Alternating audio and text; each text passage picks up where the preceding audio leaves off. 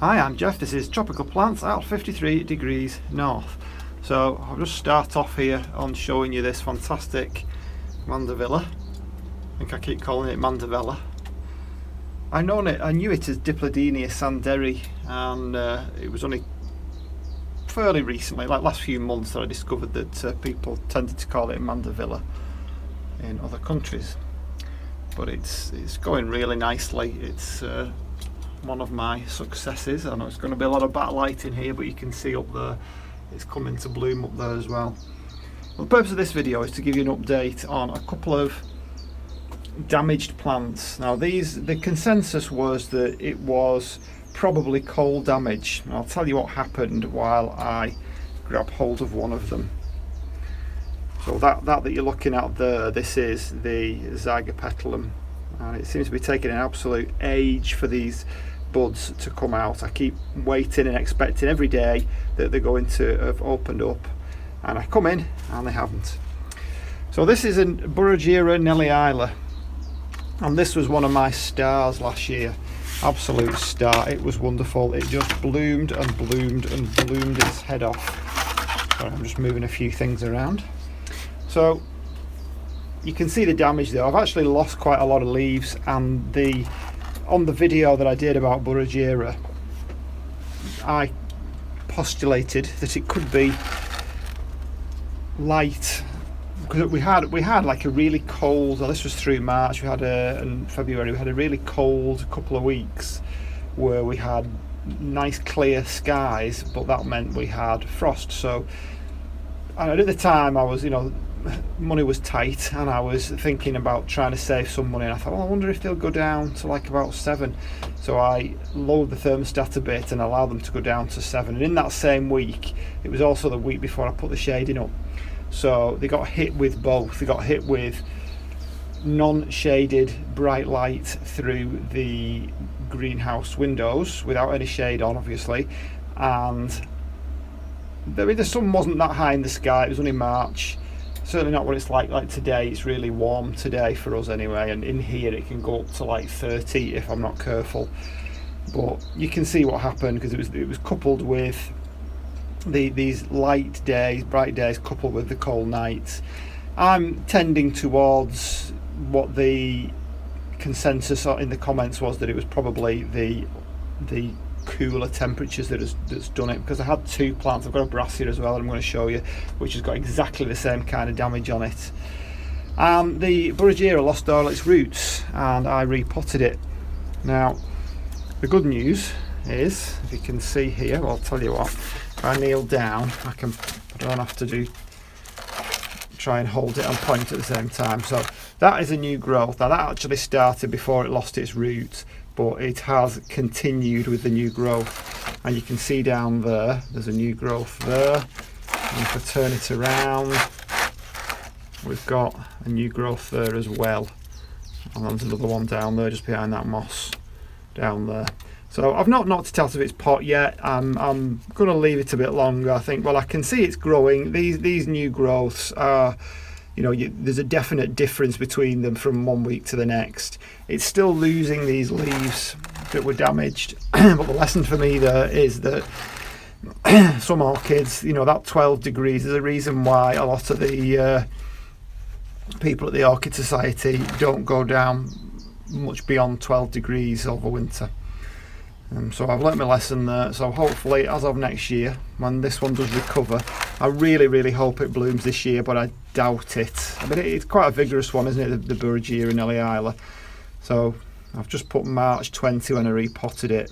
This is Swiss Beauty, and I'll see if I can find a little bit of footage. It was absolutely gorgeous last year. It just kept throwing up spike after spike, and when you got the sun on it, it really, really completely filled the greenhouse with its scent. So it's good news on that front. So I'll just put that back, and we'll move over to the Brassia. And as you can see, the Brassia is opening up slowly. I mean, it's not that long since I cut the last flower spike off. I bet it's only about a month, 6 weeks. I'm not very good on estimating times. It might be a bit longer. It's definitely this year. Let's see if this will give me any ideas. Well, this is Brassia Orange Delight. I mean, I've even put there, look, keep above 12 degrees. Repotted it 3rd of February. Now I think the repot was actually before I moved it into the warm side because of the cold damage. So it didn't lose its roots. It has got roots, quite a lot of roots, and they're okay. I did have to anchor it down a little bit, and it is losing these spotty leaves. It is losing them slowly over time, but you can see down there is a new growth, and that's come since I moved it to the warmer side. And obviously the flower spike has completely come since I moved it to the warmer side. This is a new growth as well. So if we ignore the horrendous damage on the other side of the plant, I mean, this bit here, I'm guessing is because it was so cold. I know it's normally over or under watering, but I don't think it could be that in this case. I mean, maybe it's lost the roots since, I don't know. Well, again, I'm not going to knock it out of its pot at this particular moment because we've got these blooms and I can see there's 2 new growths there, so I'm not worrying about this. Maybe when the blooms go over, I might have a sneaky look. And I'll do my last little update here on another of my many disasters. Just put that label back. But you know, it's all a learning process. I'd never grown these things before. They're all new to me. So this one is Dendrobium sa-nook Thailand Black, and it is a Dendrobium Phalaenopsis type.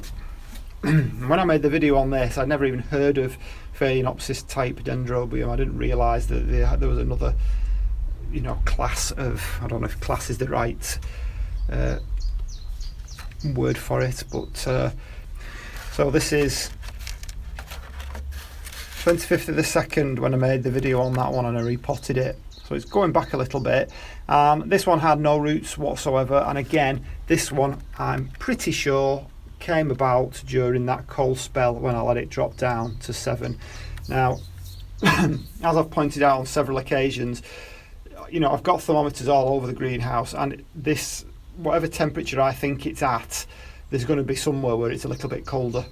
So it may even have dropped below that, so it's no wonder it didn't like it. However, I unpotted this about a week ago, and while there are no roots, there is a tiny little new growth coming down below. See that moss there? So what I've done is I've put some moss just around where that is, some sphagnum moss, and I'm not watering the whole thing regularly because I want to let it dry out. I don't want the whole thing to be wet.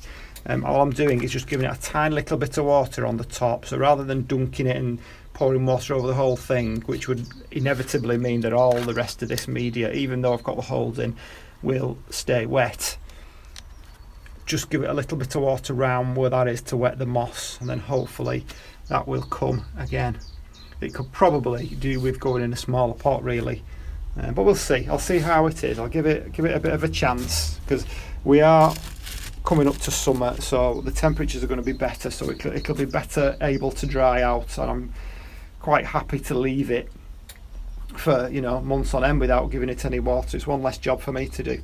So that's just a couple of updates there, 3 updates. That's the Burrageara Nelly Isler, the Brassia Orange Delight, and the Dendrobium sa-nook Thailand Black. So that's it for now. Hope you enjoyed this very short video for me, and I will see you on the next one. Bye.